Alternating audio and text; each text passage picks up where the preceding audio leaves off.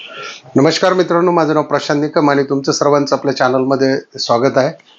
असंच चॅनलला सपोर्ट करत राहा. मागे आपण जेलचे जवळजवळ 3 व्हिडिओ टाकले, त्यासाठी खूप चांगला प्रतिसाद दिला, त्यामुळे तुमचं खूप खूप मी आभारी आहे. आजचा विषय थंबनेलवरून तुमच्या लक्षात आला असेल की जे बलात्कार करणारे नराधम आहेत, म्हणजे तरुण ज्या वर्गातले 25, 30, 35 या गटातले, त्यांच्यासाठी हा मेसेज आहे, त्यांच्यासाठी हा व्हिडिओ आहे की या नराधमांना फाशी कशा पद्धतीने दिली जाते आणि मग यांचा थरकाप कसा उडतो आणि यांना वेदना कशा होतात. त्याचबरोबर फाशी ही नराधमांनाच दिली जात नाही, तर एखादी व्यक्ती शेतीमुळे घरातल्या 5-6 लोकांचा मर्डर करत असेल, खून करत असेल, किंवा अनेक काही असे बरेच, म्हणजे 302चे प्रकार असतील, 307चे जास्तीत जास्त प्रकार असतील, किंवा एखादा क्रूर गुन्हेगार असेल, अशा लोकांनाही फाशी दिली जाते मित्रांनो. तर त्याची काय प्रोसिजर असते आणि कशा पद्धतीने त्यांना ट्रीट केलं जातं. तर ज्यावेळी हा गुन्हा घडतो, म्हणजे सगळ्यात संवेदनशील गुन्हा म्हणजे बलात्काराचा गुन्हा घडतो एखाद्या चिमुकलीवरती, तर आपण डिटेल तर पुढे जाणारच आहे. त्यावेळी या नराधमांना, सामूहिक जे बलात्कार करतात या नराधमांना अंडर ट्रायलमध्ये, जेलमध्ये घेतलं जातं. पण त्यांना कॅपिटल पनिशमेंट म्हणजे मृत्यूदंड दिला जातो. तर हे 2-4 वर्ष केस चालते, त्याच्यानंतर त्यांची तारीख तर डिक्लेअर झालेली असते, पण त्यांना तोपर्यंत शिक्षा देत नाही जोपर्यंत पूर्ण प्रोसिजर पूर्ण होत नाही. याला 2-4 वर्ष जातात. बरेच खटले आहेत असे. तर याच्यामध्ये एक मेन दुवा आहे. आपल्या भारतामध्ये फाशी देणारे फक्त 5 लोक आहेत. त्याच्यामध्ये टॉपला आहेत आपले पवन कुमार जल्लाद, यूपी मेरठ. त्यांचे जे आजोबा होते काळूराम जल्लाद, ते पण या ठिकाणी फाशी देण्याचं काम करत होते. तर थंबनेलवरती तर फोटो आहेच, तरी तुम्हाला मी फोटो दाखवतो. मित्रांनो, हे आहेत पवन कुमार जल्लाद आणि त्यांचे जे आजोबा होते ते काळूराम. तर इंदिरा गांधींच्या मारेकऱ्याला ज्यांनी फाशी दिली होती ते यांचे आजोबा काळूराम जल्लाद. त्यांना त्या फाशीच्या वेळेस 1600 रुपये मानधन देण्यात आलं होतं, कारण यांना सरकार एक निश्चित पगारावरती ठेवतं. त्यांना काही कुठे जेलमध्ये वगैरे काही काम करावं लागत नाही. आता सध्या यांना सरकार महिन्याला मानधन 7,500 रुपये देतं. असे 5 जल्लाद आपल्या भारतामध्ये आहेत. त्याच्या टॉप स्टारला हे पवन कुमार आहेत, ज्यांनी निर्भया रेप केसमध्ये 4 आरोपींना एकाच वेळी फाशी दिली होती. त्यांचं रेकॉर्ड आहे. तर त्यांना 7,500 रुपये महिन्याला पगार दिला जातो, दर महिन्याला. प्लस ते त्यांना बाहेर काय काम करायचं ते करतात. ज्यावेळी त्यांना फाशीची शिक्षा म्हणजे बोलवलं जातं, तर त्यांना आता ज्यावेळेस निर्भया केस झाली होती, 20 मार्च 2020 ज्यावेळेस या आरोपींना फाशी दिली होती, त्यावेळेस त्यांना त्या फाशीचं मानधन 60,000 रुपये दिलं होतं. तर आपण सविस्तर पाहणारच आहे याच्यामध्ये की कशा कशा पद्धतीने ही तयारी असते आणि कशा पद्धतीने या लोकांना, नराधमांना फासावर लटकवलं जातं. तर तोही आपण उलटांत पाहणारच आहोत. तर फाशीची तारीख समजा निश्चित झाली, तर त्याच्या अगोदर 10 दिवस जेलर त्या आरोपीला विचारतात, तुला आईवडिलांना भेटायचं आहे का, किंवा तुला तुझं काही जेलचं सामान कुणाला द्यायचं आहे का, किंवा तुझी काय इच्छा आहे, तुला खानपान काय पाहिजे का, किंवा तुला काय वाचायचं असेल तर काही पुस्तकं पाहिजेत का, हे सगळं 10 दिवस अगोदर विचारलं जातं. त्यानंतर मात्र ज्यावेळेस फाशीच्या 2-3 अगोदर दिवस, 3-4 दिवस अगोदर जल्लादला त्या ठिकाणी जेलमध्ये बोलून घेतलं जातं. त्यांची खानपानची व्यवस्था असते. आता आपले पवन जल्लाद जे आहेत ते 20-21व्या वर्षी त्यांनी पहिली फाशी पटियालाला दिली होती. त्यानंतर इलाहाबाद असेल, आग्रा असेल, जयपूर या ठिकाणी त्यांनी फाशी दिलेल्या आहेत. त्यांचा व्यवसायच म्हणजे खानदानी पिढीजात व्यवसाय हा फाशी देण्याचा, जल्लादचा. तर 3-4 दिवस त्यांना बोलवल्यानंतर त्यांना फुल झेड सिक्युरिटी असते, म्हणजे जवळजवळ 10-20 गार्ड असतात बंदूकधारी, त्यांच्यापर्यंत कुठला पत्रकार पोहोचू नये किंवा कुणीही पोहोचू नये म्हणून. तर ज्यावेळेस तिथं ते 2-3 दिवस अगोदर जातात, त्यावेळेस ते 3 दिवस अगोदर असताना तिथे ट्रायल घेतली जाते. समजा जे 4 आरोपी आहेत त्यांच्यातील वजन एकाचं 60 किलो, 70 किलो, 50 किलो, 55 किलो असं असेल, तर त्या मापाचे पुतळे बनवले जातात त्या आरोपीचे वजनाचे, आणि त्याच्यात म्हणजे रेती वगैरे काही भरून ते त्याच्या गळ्याचं माप वगैरे असं करून फंदा वगैरे तसा हे करून त्याची ट्रायल घेतली जाते. आणि मग त्या पद्धतीने चांगले फास बनवले जातात. जे आपल्या बिहारची बक्सर जेल आहे ती सगळ्यात फेमस आहे फांदे बनवण्यासाठी. त्याच्यात तुपाचा सुद्धा वापर केला जातो नरम व्हावा म्हणून.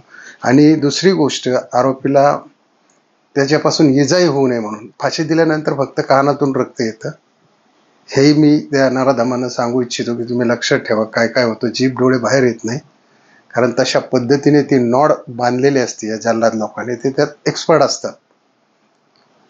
तर आपले ही जी सगळी तयारी झाल्यानंतर ज्यावेळेस तारीख ठरते त्यावेळेस आरोपीला सकाळी 3:30ला उठवलं जातं. 3:30ला उठून त्याला आंघोळ वगैरे घातली जाते. त्यानंतर त्याला नवीन पोशाख घातला जातो. त्यानंतर त्याला चहा दिला जातो आणि त्याच्यानंतर त्याला त्या फाशीच्या तिकडे घेऊन जातात, त्या रूमच्या तिथे. तिथे सुपरिटेंडंट, जेल सुपरिटेंडंट असतात, डॉक्टर असतात आणि काही शिपाई असतात. आणि हे त्या ठिकाणी त्यांच्या अगोदरच मीटिंग ठरलेली असते. कुणी कोणाशी बोलायचं तर नसतात, कुणी कोणाशी बोलत नाही, फक्त इशाऱ्याने त्यांची ही कामं चालतात.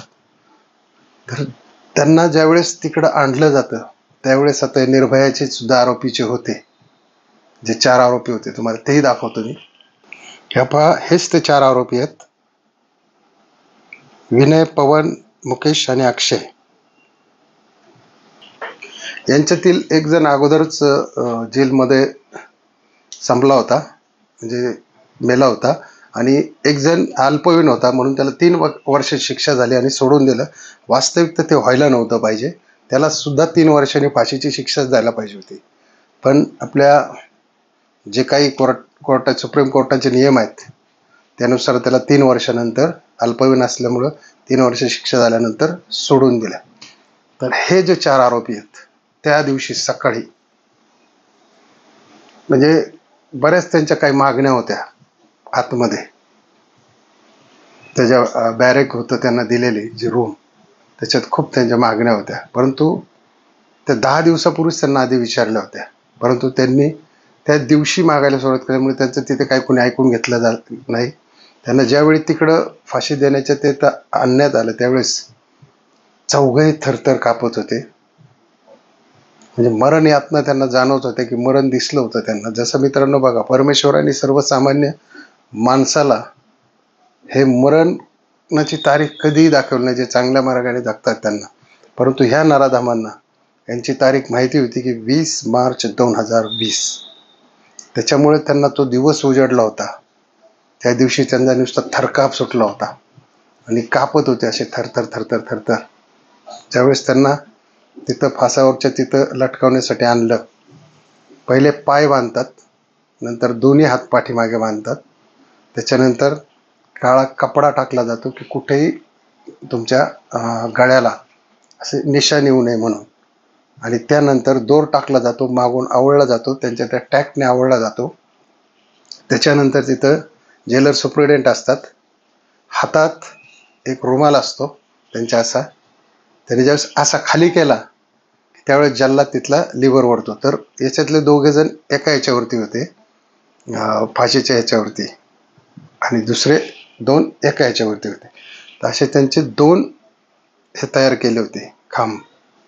आणि ज्यावेळेस तो लिव्हर ओढला 10 सेकंदात दुसरा लिव्हर ओढला आणि बरोबर 5:30ला त्या चौघांना फाशी दिली. फाशी दिल्यानंतर ती फाशी अर्धा तास दिली जाते. जरी तो 10-15 मिनिटात तडफडून मेला तरी ती फाशी मात्र अर्धा तास दिली जाते. त्यानंतर ते जे तिथले आपले जेलचे शिपाई आहेत ते काय करतात, त्यांना खाली उतरवतात, डॉक्टर कपडा काढून त्यांना चेक करतो. मेलेलं घोषित झाल्यानंतर मग ती प्रोसिजर तिथे थांबते आणि जल्लाद आपल्या कामाला निघून जातात.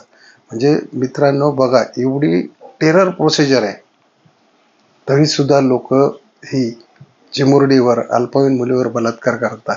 हा आपला व्हिडिओ याच्यासाठीच आहे की त्यांनी या गोष्टी समजून घ्या की एक क्षणाची मजा दे आयुष्याची सजा. म्हणजे तुम्ही एक क्षणिक सुखाचा प्रयत्न करता, कारण त्यावेळेस तुमचं गरम रक्त असतं आणि अंगात लिंग पसाटपणा घुसलेला असतो. त्या दारू बिरूचे बरेच व्यसन करून आता हे तुम्ही करता कृत्य, त्यावेळी तुम्ही क्षणभर विचार करा या व्हिडिओचा, 100% विचार करा. आणि जे कोणी असे गुन्हेगार असतील त्यांच्यापर्यंत हा व्हिडिओ शेअर करा, कारण त्यांच्यासुद्धा लक्षात आलं पाहिजे की आपण हा गुन्हा करताना आपले पुढचे आपली तारीख फिक्स लिहिलेली असते. आणि मित्रांनो, हा जो निकाल आहे आता इतका सेन्सिटिव्ह झालेला आहे की याच्यामध्ये ह्या सर्व केसेस फास्ट ट्रॅकवर चालतात. आणि ह्याच्यासाठी पूर्ण देश सहभाग घेतो, पूर्ण सोशल मीडिया सहभाग घेतो, पूर्ण टेलिव्हिजनचे चॅनल सहभाग घेतात. आणि मग इथे मात्र शासनाचं सुद्धा काही चालत नाही. या ठिकाणी मग त्यांना हँगिंग किंवा कॅपिटल पनिशमेंट ही दिलीच जाते.